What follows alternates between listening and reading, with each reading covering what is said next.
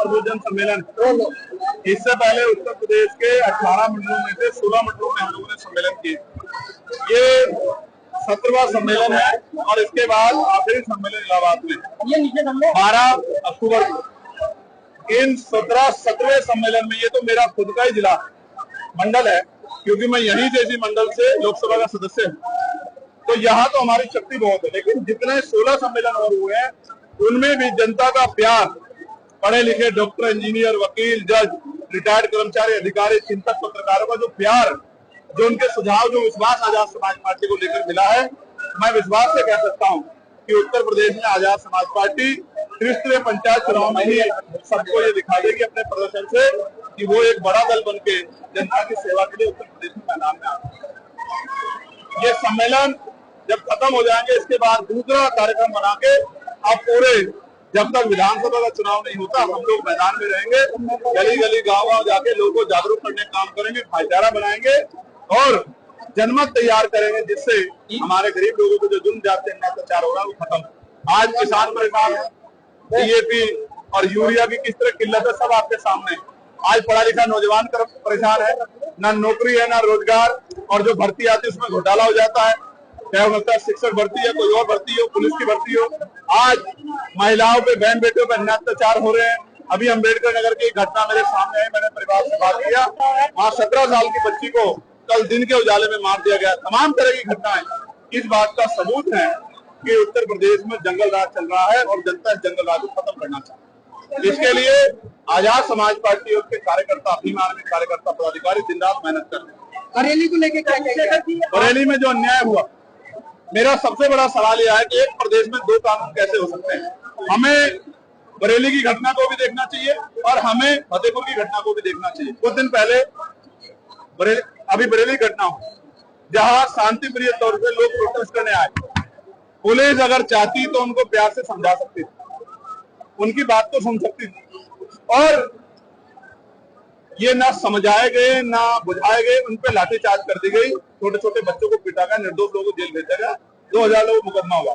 वहीं फतेहपुर सीकरी में एक ऐतिहासिक स्थल पे जो मकबरा है उसमें 500 पुलिस वाले मौजूद थे, फिर भी 300-400 लोग आके उसको, मकबरे को तोड़ने का काम करते हैं। किसी को ये भी नहीं कि फूल भी लगता हो। ये इस बात का उदाहरण है कि सरकार धर्म के आधार पर कार्रवाई कर रही है। जो अन्याय हुआ बरेली में, ये अन्याय हमें स्वीकार नहीं। इस अन्याय के खिलाफ हमारी पार्टी कड़े फैसले लेगी। अगर बड़ा प्रोटेस्ट आंदोलन भी करना पड़ा तो हम लोग करेंगे।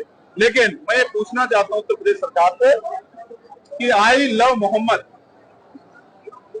के अगेंस्ट में आई लव महादेव क्यों?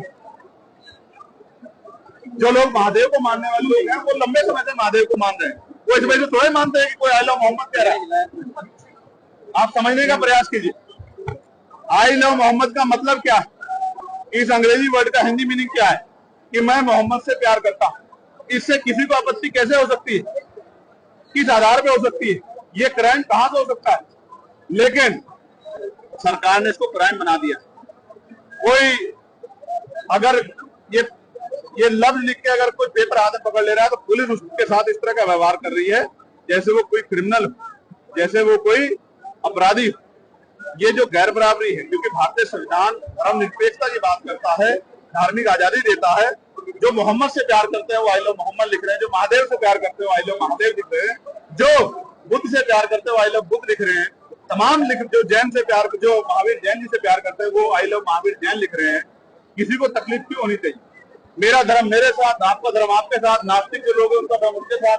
इस आधार पर अगर कार्रवाइयां होंगी तो लोगों में असंतोष पैदा होगा, और ये सरकार चाहती है कि असंतोष बना रहे।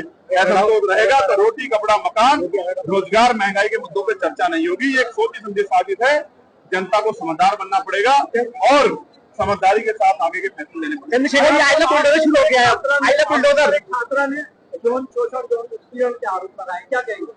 मैं कोर्ट में हूँ, शायद आप देखते नहीं, जो मामले कोर्ट में चलते हैं उन पे टिप्पणी करने का अधिकार नहीं होता।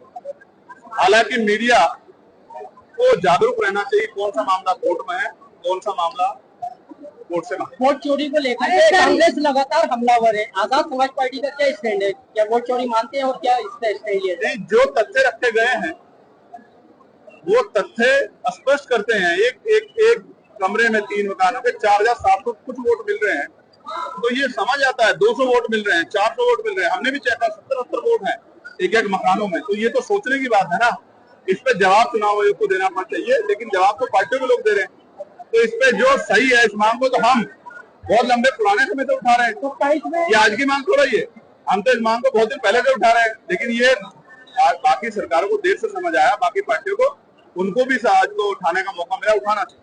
आज हम क्या करेंगे, क्या करना चाहेंगे? आजम साहब क्या करेंगे? जैसे बरेली में पीटे गए वैसे पीटे जाओ। तो दुर्व्यवहार कर कौन रहा है? आप बताए दुर्व्यवहार कौन कर रहा है? हिंदू नवरात्रों के दौरान, हिंदू पर्व के दौरान ऐसी बवाल होता है, ऐसा क्यों? तो आपका कानून व्यवस्था कितनी कमजोर है कि बवाल हो जाता है? आपका इंटेलिजेंस कितनी कमजोर है? आप बताइए ना, आपकी इंटेलिजेंस कहाँ है? आपकी कानून व्यवस्था कहाँ है? कौन दुर्व्यवहार कर रहा है? आपके विधायक। आपको ये हालत है कि बीजेपी के नेताओं को धरने करने पड़ रहे हैं। कौन दुर्व्यवहार कर रहा है? ये सरकार कोई और चला रहा है क्या? कानून व्यवस्था किसी और के हाथ में है क्या?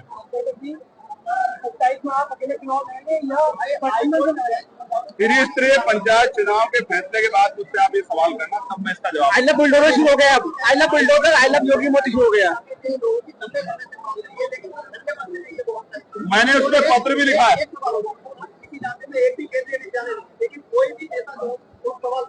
देखिए, मैंने उस पर पत्र भी लिखा है। केंद्रीय विद्यालय के लिए हमने मांग उठाई और हमारी लोकसभा क्षेत्र में केंद्रीय विद्यालय बिल्कुल बाउंड्री पे बना भी है। आपको नहीं पता तो आप पता करना, लेकिन यहाँ भी बनना चाहिए और हाई कोर्ट की बेंच पश्चिम में बने, इसके लिए मैंने लगातार मांग उठाई। इसके मैंने लगातार पत्राचार कानून मंत्री को किया। ये सरकार की देखरेख में ट्रिपल इंजन की सरकार है। पंचायत चुनाव में कहा कि ट्रिपल इंजन की बना दो, उससे पहले कहा डबल इंजन की बना दो। ट्रिपल इंजन की सरकार है, लेकिन हाईकोर्ट बेंच नहीं बना पा रही। यहाँ के व्यक्ति को इलाहाबाद जाना पड़ता है। इसकी जिम्मेदार उत्तर प्रदेश की और केंद्र की सरकार है, इनको जवाब देना चाहिए। अगर हम पे ताकत होती तो हम एक नहीं 2 बैच बनाते, एक मुरादाबाद में बनाते, एक मेरठ में बनाते।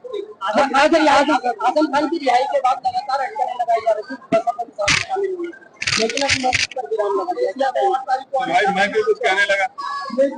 अगले 8 तारीख को आ रहा है मिलने। अब ये उनका फैसला है, मैं इसमें क्या कर सकता हूँ? चंद्रशेखर जी, एक